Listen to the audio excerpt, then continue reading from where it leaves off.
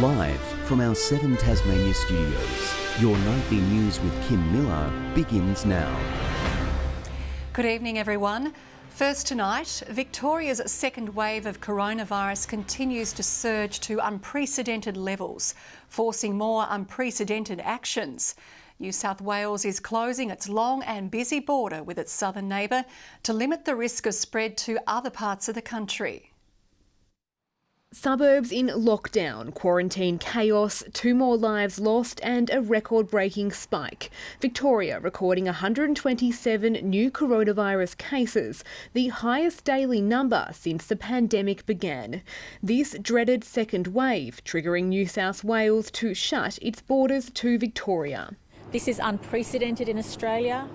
That's why the decision of the New South Wales Government is unprecedented. We've not seen anything like this. The busy border will close to most Victorians on Tuesday night, a decision following a meeting between the leaders and the Prime Minister early this morning. One that I think is the smart call, the right call at this time, given the very significant challenges we face in containing this virus. Authorities will monitor the roads, bridges and waterways, permits handed out to those who need to make the crossing. There will be a facility for people who live on those border communities to be able to travel to and from for the purposes of work, the purposes of the sort of essential health services that they might need. I've been in contact with Department of Defence this morning and we will seek a fresh request for defence assistance with the border operation. I also stress to the other states, now that New South Wales has taken this decision and given where we are, there's really no excuse for any other state apart from Victoria to have any border closures with New South Wales. But the Tasmanian government is keeping quiet about its border plans. The Premier will provide an update as to what our plans are with regards to Victoria. However, we know that the situation is evolving and will ensure that we act in a way that keeps Tasmanians safe. The peak medical body urging caution, saying the northwest outbreak should serve as a reminder of the disease's potential to rapidly spread. Very, very little exposure could lead to infections, and then those infected people would infect other people and so on, and suddenly you've got a major outbreak. We know that this is an important decision. We're taking public health advice. We need to make sure that whatever decisions we made are in the best interest of Tasmanians. A border update from the state government is expected on Friday. Michelle Wisby, 7 Tasmania News. Prosecutors have made sentencing submissions for a man who pleaded guilty to shooting and killing a 22-year-old father last year. Jarrod Lee Turner's grieving family members also shared their pain in court, saying they feel broken by his death. Leaving the Supreme Court surrounded by loved ones after this 15-year-old shared the heartbreak of her brother's death to the judge. He meant everything to me. And I shouldn't be here today doing this. It's very hard, but I had to do it for my brother. He'd be so proud of me. Prosecutors told the court 22-year-old Jarrod Lee Turner was found shot in the head execution style on the side of the road at Colebrook near Richmond in April last year. 31-year-old Shannon Duffy previously pleaded guilty to murder. Today, Mr Turner's family giving victim impact statements to the court. His sister saying, "This has ruined my life. I lost my best friend when Jarrod died, and still to this day, I don't believe it." The only place I seem to find him is in a graveyard. Oh, one day I'll get to see him again. I just want to cuddle him and tell him how much he means to me. Mr Turner's grieving mother also speaking in court, saying, "We all feel broken, and I miss his smile so much." The victim impact statements, part of the prosecution's sentencing submissions, also telling the court Shannon Duffy discovered the victim allegedly made improper sexual advances to a teenage girl, saying the accused was very angry at Mr Turner, that he then sourced a firearm and set things in motion to carry out his plan. Prosecution then arguing Duffy's sentence should reflect the need to protect the public due to a number of prior convictions. Justice Michael Brett adjourned the matter until the end of the month, with Duffy's defence set to make its submissions at a later date. Ruby Kamain, 7 Tasmania News. A warning to viewers now that this next story contains some confronting vision. Racegoers at Mowbray were left shocked last night after an incident which saw 3 horses collide during a harness race. Our reporter Elizabeth O'Neill joins us from the racecourse. Good evening, Elizabeth. How are the horses and their drivers? Good evening, Kim. Well, thankfully, all of the horses avoided significant injury, but it looked horrific.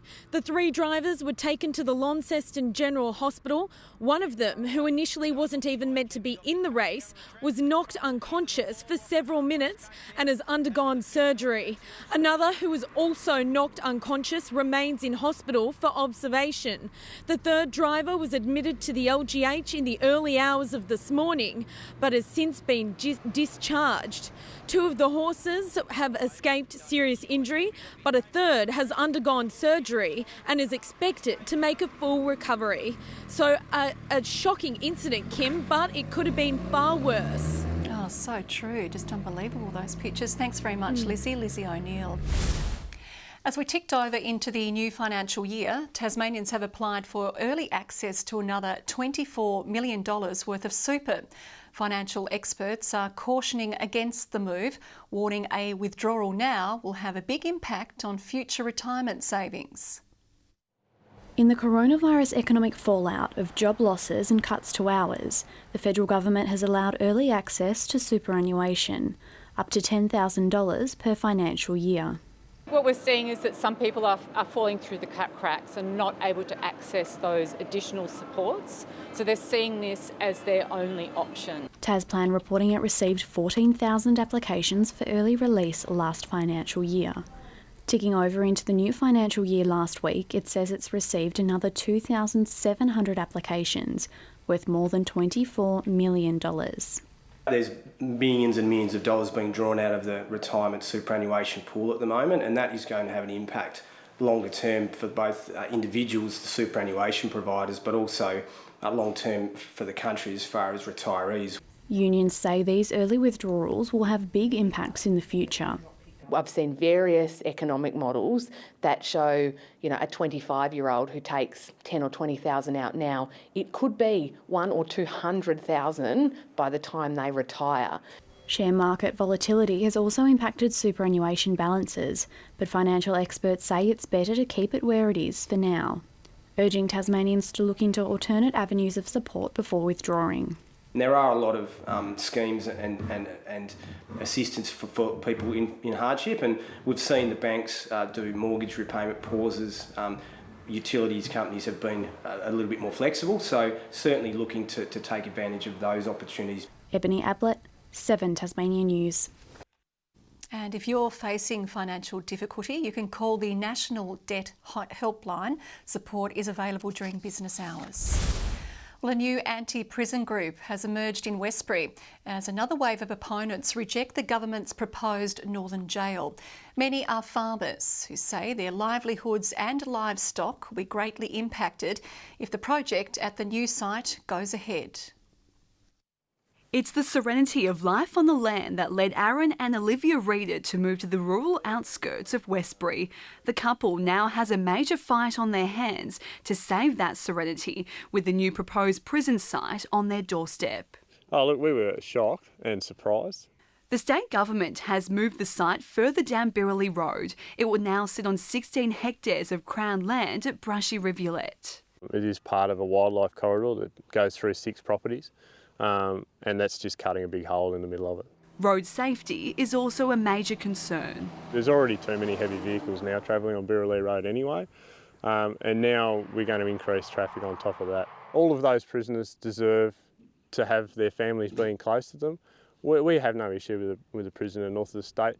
We think that they need to probably go back to their preferred list. Some locals believe it's the right move. I think it's a good site.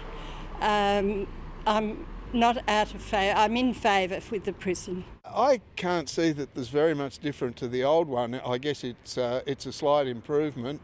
The group claims the owners of a neighbouring property have tried to gain permission to clear some bushland and build a fence along the border of the reserve, but have been refused 3 times due to conservation concerns. In a statement, Corrections Minister Elise Archer said advice from Dipipui indicates that requests for clearing of bushland adjacent to brushy rivulet have not been refused, and that a preliminary investigation has been conducted by Dipipui, and it's understood there are no eagle nests or records of threatened wildlife on the block. Further due diligence of the Crownland site is currently underway. The government needs to come up with a solution here. They've said that moving it 3 kilometres down the road was going to fix all the problems. It seems like they're only creating more problems. LAKEISHA Wallace, 7 Tasmanian News. The Defence Force has unveiled plans to bolster Tasmania's Antarctic exploration. It's proposed upgrades to the Hobart Airport as part of a new strategic policy framework. The plan to expand warehousing, fuel storage and aircraft apron space will enable long-range operations to Antarctica and the Southern Ocean. You'd be looking at about $200 million worth of work over the next decade. That will be a substantial boost to contractors and workers and the local economy here. Time frame for the upgrades rollout has not been revealed yet. Well, as you sit comfortably at home tonight, spare a thought for those sleeping rough in Tasmania. With frosty temperatures setting in, City Mission in Launceston is opening safe spaces for the homeless after success elsewhere in the state.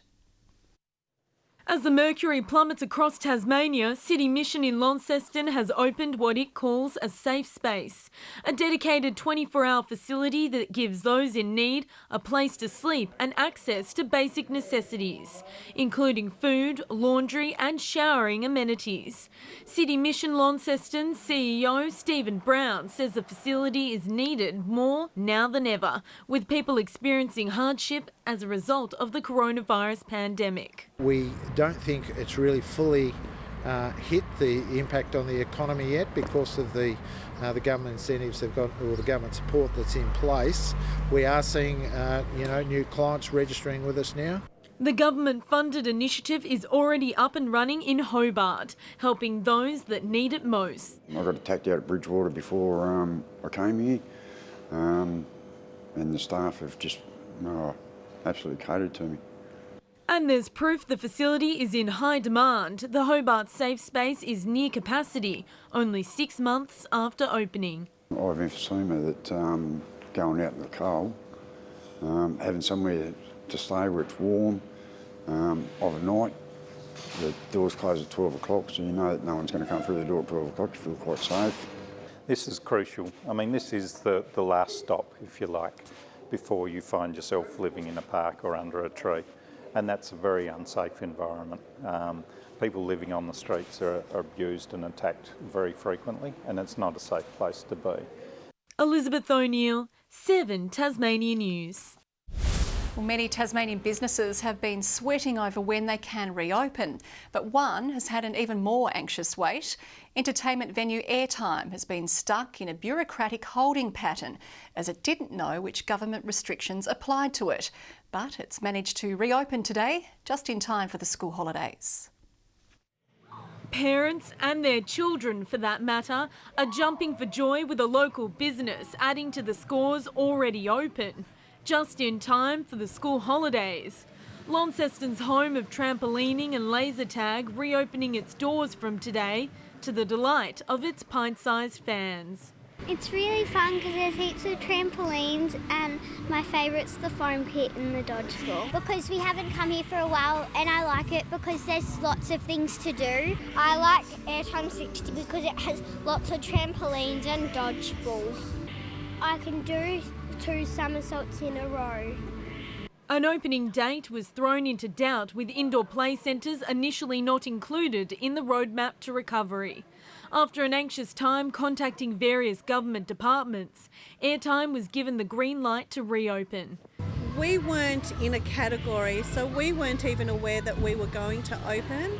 And so it had been a bit of a surprise, this new announcement of changes. While customers can enjoy old favourites, new procedures are in place, with trampolines disinfected after each session and fresh grip socks included in the ticket price. The crew here at Airtime have a spring in their step and they're hoping to bounce back after COVID. Elizabeth O'Neill, 7 Tasmania News. Meanwhile, mechanical problems have cruelled Alex Peroni's hopes of another podium finish in Austria. The Campos Racing driver's car lost power on lap 12 of race 2 overnight, forcing the Tasmanian to retire. But thanks to Peroni's third placing the night before, he remains fourth overall in the Drivers' Championship. Racing continues in Austria on the weekend. Good evening. Temperatures range from -1 at Fingal to our top today of 16 at Devonport. Hobart and Launceston 13 and Burnie 14 degrees. St Helens and Friendly Beaches 15. Low Head and the Islands 14. Smithton, Grove and Ouse 13 and Strawn at top of 12. A southwesterly airstream had low cloud gathering over the west, central and south. Strathgordon recorded 5 millimetres of rain today. A large band of cloud further west spirals around a low south of WA with a cold front over that region as well. Tomorrow a high moves our way and extends its influence over eastern and central parts of the mainland. Low pressure troughs over most of the west. The south to southwesterlies will ease tomorrow and will sit around 15 knots by late afternoon, swells to 4.5 metres in southern waters. We have a road weather alert. Now that's for slippery roads for quite a few forecast districts tomorrow, particularly those affected by frost. And it's going to be a cool night. 4 overnight for Hobart, top of 10 tomorrow, 10 for Adventure Bay, Tarraleah -3 to 6 the temperature range. Launceston, a 1 overnight to 11 tomorrow, 2 to 11 for Devonport with a light morning frost, a sunny afternoon. Sunny for Bridport, a top of 10. 11 for Burnie, a sunny afternoon. Fine in the west as well, Strawn 10 and Marrawar 11. And in the east, a top of 11 for St Helens. Swansea 11 as well and 12 the top for Whitemark on Flinders Island. Wednesday a cold start with widespread morning frost, the chance of a shower over the northwest. Fine on Thursday after another frost, a shower over the north, and on Friday fine and partly cloudy with once again a shower over the north and west. A few showers in Perth tomorrow, partly cloudy in Adelaide, a light shower forecast for Melbourne, a shower on the way for Sydney as well, a top of 18, and mostly sunny for Brisbane. Cloudy and 8 right now in Hobart, 9 in Launceston, cloudy in Devonport and 10. And Kim, I'm sorry to announce that I have failed Dry July, but my new campaign starts tomorrow. It's called Dry for the Rest of July. I'll keep you posted. Okay, you keep it up, all for a good cause. Thank you, Murph. That is your news for now. Thanks for joining us. Good night.